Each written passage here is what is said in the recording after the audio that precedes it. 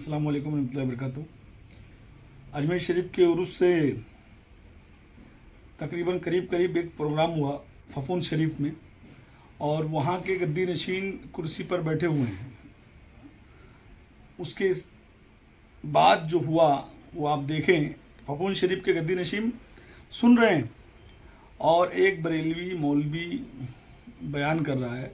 उसने बातों बातों में बयान करते हुए कहा कि ये जो बैठे हुए हैं ये गरीब नवाज के पीरो मुर्शिद की औलाद हैं। अगर गरीब नवाज की महफिल होगी और ये आएंगे तो गरीब नवाज को उठ के खड़ा होना पड़ेगा अदब में। नौज़ुबिल्लाह अस्तगफिरुल्लाह।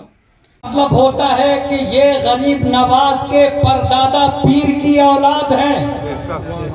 गरीब नवाज के पीर उनके पीर की औलाद है, और जब गरीब नवाज के परदादा पीर की औलाद है तो मुझे ये कहने की इजाजत दी जाए कि अगर गरीब नवाज की मजलिस लगी हो और वहां फफून शरीफ के सैयद पहुंच जाए तो उस अकीदत की बुनियाद पर, उस निस्बत की बुनियाद पर गरीब नवाज भी इनके एहतराम के लिए खड़े हो सकते हैं।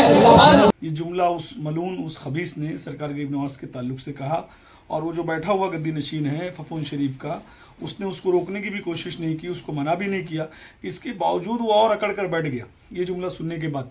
फिर ये मलून, ये खबीस, ये लानती, ये बरेलवी जाहिल वहाँ नहीं रुका, उससे आगे भी बढ़ा और उसने थोड़े चंद सेकंड में कहा कि देखो, जिसके लिए गरीब नवाज खड़े हो जाए उसके लिए पूरे हिंदुस्तान में तमाम चिश्तियों को खड़ा होना पड़ेगा।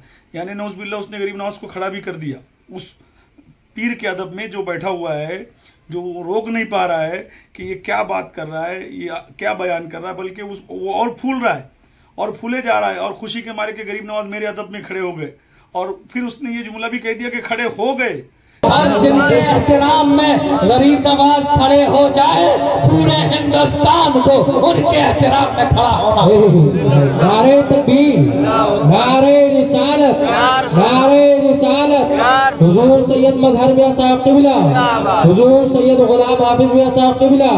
नौज़ुबिल्लाह, यानी पहले उसने बोला गरीब नवाज को खड़ा होना पड़ेगा और बाद में खड़ा भी कर दिया। अस्तगफिरुल्लाह सुम्मा माज़ल्लाह। उसने गरीब नवाज को उस पीर के अदब में खड़ा कर दिया और वो पीर खामोशी से सुनता रहा। लोगों ने सुभान अल्लाह अल्हम्दुलिल्लाह कहा, उस पीर के नारे लगाए। उस पीर ने इसको रोकने की भी कोशिश नहीं की, इस खबीस, इस मलून को, इस यजीदी को।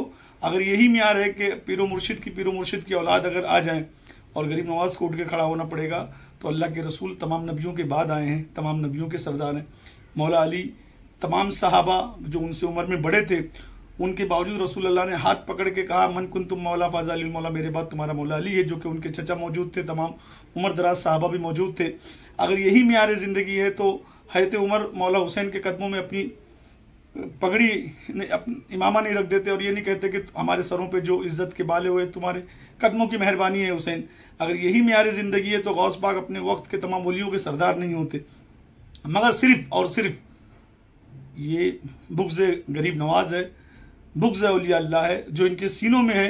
ये अजमेर शरीफ में जो इनका मिशन था वो इस तरीके से नहीं हुआ है। इनके दिलों में जो बातें हैं, और ये जो फफून शरीफ के पीर हैं, बाप बेटे, इनके ताल्लुक से मैंने पता लगाया हूँ, ये कभी भी गरीब नवाज सरकार का इतना जिक्र नहीं करते जितना मौलाना अहमद रजा का जिक्र करते हैं, जितना ये और दूसरे मौलाना मौलवी का जिक्र करते हैं, उतना कभी ये बाबा फरीद का नहीं करते, निजामुद्दीन औलिया का नहीं करते, ये सिलसिले चिश्तिया का नहीं करते।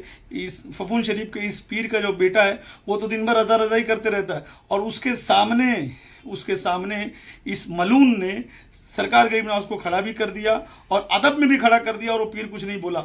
इतनी बड़ी गुस्ताखी सरकार गरीब नवाज की। इनके दिलों में आखिर गरीब नवाज के लिए क्या है, ये पूरी दुनिया के सामने आ रहा है और आता रहेगा, क्योंकि ये सिर्फ एक मौलाना को तमाम औलिया अल्लाह के ऊपर लाने के लिए परेशान है। और उसमें जो ऐसे चाइना सैयद, चाइना पीर मिले हुए हैं, दुनिया उनको देखे और समझे और इनके चेहरे से नकाब हटे, इनकी यजीदियत दुनिया को पता चले। लोग ऐसे लोगों से पीरी मुर्दी का रिश्ता तोड़ लें जिनको गरीब नवाज का अदब नहीं पता हो, जिसको मदीने वाले ने भेजा उसका कोई अदब अगर नहीं जाने।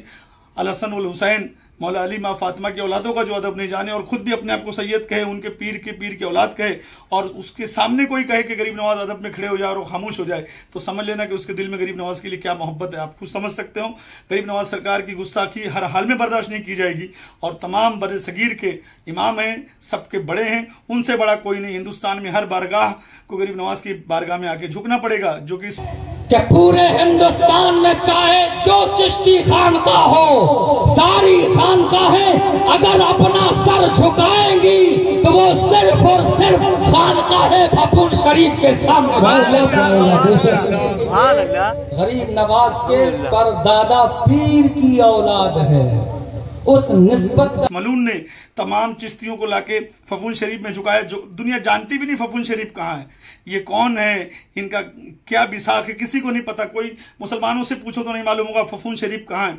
और ये फफूल शरीफ के फुंसी ऐसी बातें कर रहे हैं। अजमेर शरीफ कहाँ है हिंदुस्तान में, एक हिंदू को भी पता है, सिख को भी पता है, ईसाई, पूरी दुनिया को पता है अजमेर शरीफ कहाँ है। फफूल शरीफ कहाँ है फफूंद वालों को नहीं पता होगा।